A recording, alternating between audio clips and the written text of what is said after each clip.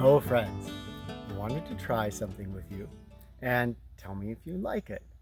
This is the concept that we're going to take a scene, a nature scene, and put it in front of you, and you get to play nature detective. In this game, you get to look at that scene and just talk about everything you see in that scene.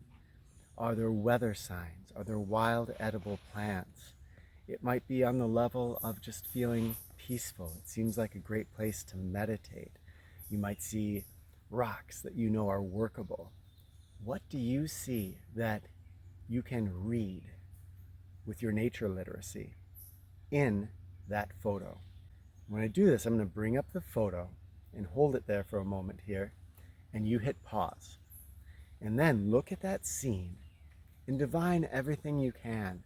Share it in the comments. So write down what you see, species that you recognize, tracks that you notice, again, whatever it is that you recognize with your perception, with your feeling, with your heart, or with your expertise and the skills and knowledge that you've developed thus far in life. Then unpause it, and I will share a number of things that I saw or recognized in that scene. Finally, we can go down into the comments and we can share. So you'll have written down things you've noticed, you'll have seen things that I noticed, and then we can all learn from each other by just observing this scene and sharing what we feel, what we notice, what we experience. All right, let's try our first one and see how it goes. Again, if you like these, we might try more in the future. All right, my friends, cannot wait to see what you have to say in the comments and to learn from each other. All right, talk with you there.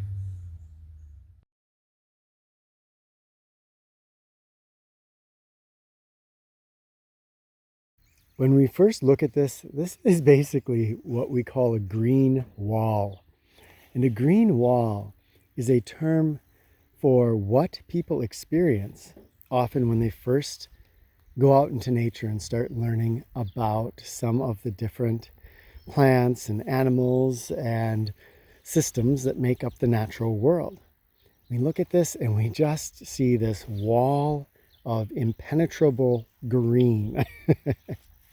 What's fun to do is to start out in your nature journey looking at a green wall like this, and then noticing a year later, 2 years later, how you look at that green wall and it now is filled with all sorts of friends, all sorts of things that trigger knowledge for you. When I first look at this, I'm seeing a lot of shrubs and vines and herbs. This is a transition space. So a place where some logging happened or where the forest is growing out into a field. And these transition spaces tend to change over short periods of time. It really won't be the same space probably just 3 years from now, especially with all of this species diversity we're seeing here. This mixture of species means that things are growing taller, growing shorter, dying back. Some are releasing things into the soil. All kinds of shifts are happening that are going to change how this looks, again, in just a short period of time. Sometimes a transition space will be taken over by a species that, let's say, is allelopathic, that releases chemicals into the soil that kill off all other species. And then you're going to see that transition space remain as it looks for a longer period of time. But here we'll see swift changes. We do see one tree. This is an ash tree back up here. And that ash tree is pushing up. This is the forest growing into this space. There are probably seedlings below waiting for sunlight to peek through, so seedlings of different species. And the forest, if this is left alone, will start to grow up and replace a lot of these species that just can't grow up and compete with the trees. So eventually they'll be shaded out. We can remember that these transition spaces are more than just a place where plants are transitioning. So for instance, the temperature will transition. If I stand out in the field, I'm going to experience a different temperature than if I nestle back into those plants. The humidity will change. Obviously, the amount of light will change. So it is a very different environment, a very different weather, if you will, inside of that space than when we are outside of it looking in. These places create great cover. So you're going to see animals like rabbits, probably, having all kinds of little pathways going through there. When we have those prey species, then we are also going to see predator species. So I might watch along these transition areas for fox and coyote to be coming along looking for those rabbits. I didn't give us a lot of clouds to look at, but what you see there is just a sheet of gray. So we're looking at clouds in the stratus family. I think of these as the bed sheets of the sky, just kind of laying over in a big blanket. And we can bet probably pretty safely that this means that the weather won't be changing dramatically anytime soon. For the next few hours and maybe even the next day or so, probably the same weather that we're experiencing, though sometimes those stratus will bring a little bit of rain down. After that broad brush look, my eyes start to zero in on some of the details, and probably for most of us, the most striking thing that stands out here are these purple flowers. These are Monarda fistulosa. This is wild bergamot, and it is an amazing plant. The leaves have this incredible flavor. It's in the mint family. And the flower petals are also very strongly flavored. Sometimes we sprinkle them on top of a salad, and it adds this burst of color and of flavor whenever you get one. These can be used as just a flavored tea, a very strongly flavored tea, but it's also medicinal. It's used for digestion. It helps to expel gas from the system. And it's used for colds and headaches. You just make a tea with it, and you will have this delicious medicinal tea.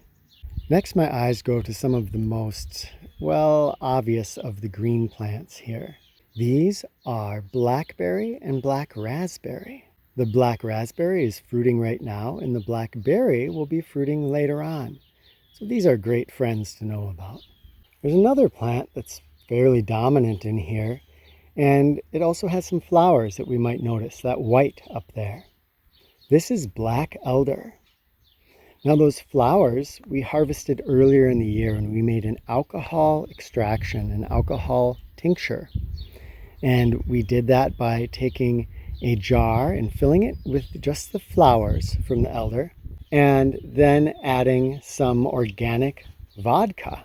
Herbalists have different ratios that they like to use, but we basically fill up the jar loosely with the flower and then fill it up all the way with whatever alcohol you're using.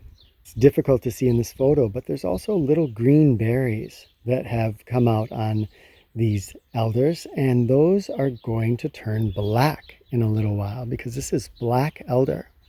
You may have seen black elder syrup at your drugstore. It's used for cold and flu, sometimes coughing symptoms. And you can look up online and make a syrup yourself from the berries that you harvest. Those flowers that I was speaking about, that tincture, we use that basically for immune support. If we get around someone who may have been a little bit sick, we'll take a few drops of that under our tongue. And it's very interesting because the flowers themselves have a flavor that to me isn't all that great. But when it goes through that alcohol extraction, the plant takes on a completely new flavor, which is really amazing. Over here we have grapevines. These are wild grapes, but they still can have a pretty tasty fruit. Some of them are exceedingly tart. These ones down here are extremely sweet.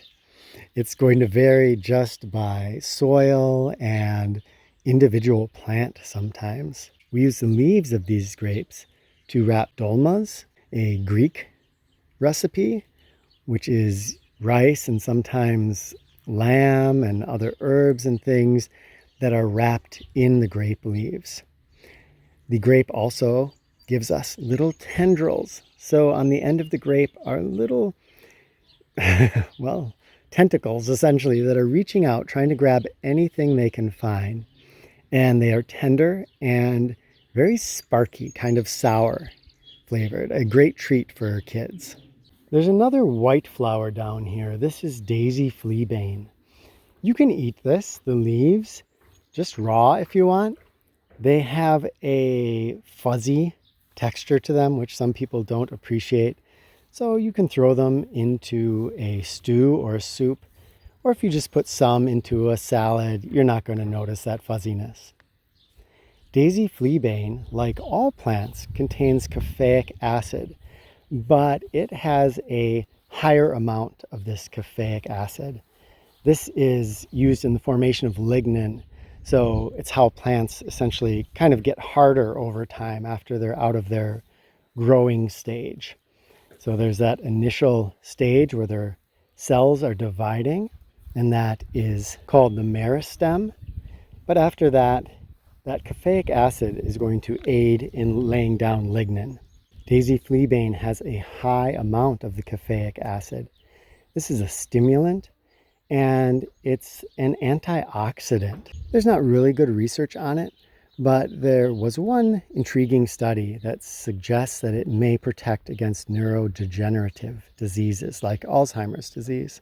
Up here, kind of hidden with the grapes and sometimes difficult to distinguish, at least until autumn when it turns bright red and beautiful, is Virginia creeper.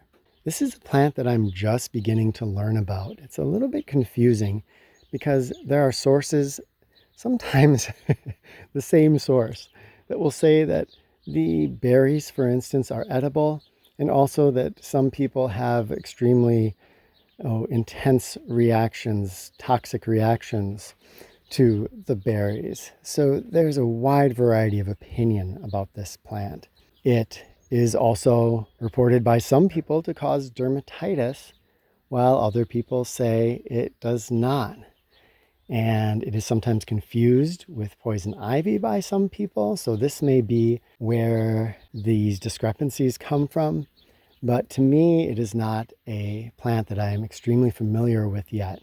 To be very familiar with it, I have to get to know it personally, eat it, and use it myself before I feel comfortable talking about it in depth. If you're a very keen observer, you may have noticed this little burst of white down here. This is yarrow. Yarrow is an incredible plant. There are so many medicinal uses for this plant that I'm not even going to try to go into it here. It would need its own dedicated video. However, I've read some sources that say that it is a sweet and licorice flavored plant when you eat it. And they apparently never have tasted it. Now it does have an underlying sweetness, and the smell can be kind of anisey or licoricey, but when you put this into your mouth, it is also extremely bitter, and that is the dominant flavor that you'll get with the leaves and with the flowers. Now the flowers, again, there's an incredible flavor that's woven in with the bitterness, but the bitterness is going to be dominant. The potency of this plant is so strong that when I put the leaves in my mouth, it almost creates a tingle on my lips and tongue, almost a numbing. Now those flowers make a great tea that is really good for flu and cold symptoms. So it's a wonderful herb to dry for use in the winter. And it just has a calming effect. So some people take it before bed to help them get to sleep, or if you're feeling anxious, just to help you feel more relaxed. Again, this is a really potent herb, so it's not one to use all the time. It's just something to use selectively. And as I said, those are only two of the medicinal uses. This is a really useful herb that has a long history of being used by humans. And intriguingly, there's evidence that yarrow was being used by another human species, the Neanderthals, as long as 60,000 years ago. And finally, you may have noticed roses in here. This is a species of wild rose. I'm not identifying here exactly which species it is, but all these wild roses have petals that you can eat, which often have a nice flavor. It will be different depending on the species of rose, and again, sometimes from plant to plant. And the rose hips, which you can eat in moderation. They're very high in vitamin C and quite delicious. So share in the comments anything that you initially noticed in this picture, and then after my description, what else you noticed, if you know anything else about any of these plants, if you've used them yourself. And this will be great. We'll all get to learn from each other in this way. I'm really excited about it. And I cannot wait to talk with you down in the comments, my friends. Love to you all.